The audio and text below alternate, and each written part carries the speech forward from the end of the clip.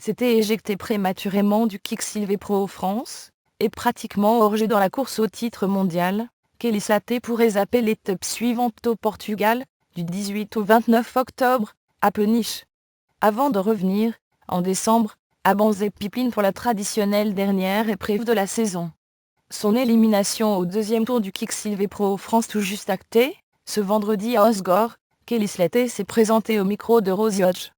Déçu forcément, mais décontracté, le Floridien de 44 ans a déclaré ne pas être certain de prendre part à l'étape suivante du Championship Tour, à Peniche, du 18 au 29 octobre. Je n'ai pas encore totalement pris ma décision. J'avais dit avant de venir en France, que si je ne gagnais pas, ou si je ne me rapprochais pas au classement de ceux qui sont devant moi, je zapperais très probablement l'épreuve portugaise, pour permettre à mon corps de se régénérer et régler quelques petites choses dans ma vie privée, a exposé le 11 fois champion du monde.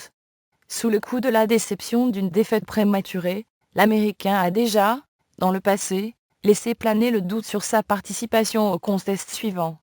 Pas plus tard que l'an dernier par exemple, lorsqu'il avait exprimé, à chaud juste après s'être fait sortir au 5e tour du Lolé Pro Trestle, son intention de renoncer au Kick Pro France, qu'il avait finalement disputé.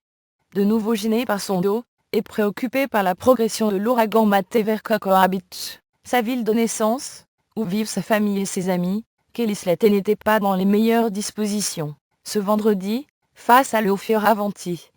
Sans parler des vagues compliquées des Cunu, qu'il n'a pas réussi à apprivoiser.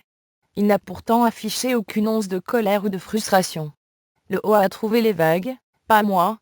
Et en plus, il a fait ce qu'il fallait dessus, pour obtenir de bons scores. Bonne chance à lui, a simplement livré le King, battu pour la seconde fois, cette saison sur le CT par le jeune Romain, après Margar arrivé, déjà au deuxième tour, en avril dernier. Bénéfique auteur du pire début de saison de sa carrière, Kelly Slater n'a pas tardé à retrouver les premières places du classement mondial à la faveur d'une série de bons résultats. 3e au Fidji, 5e à Jiba, 1er à Tahiti, 5e à Trestle.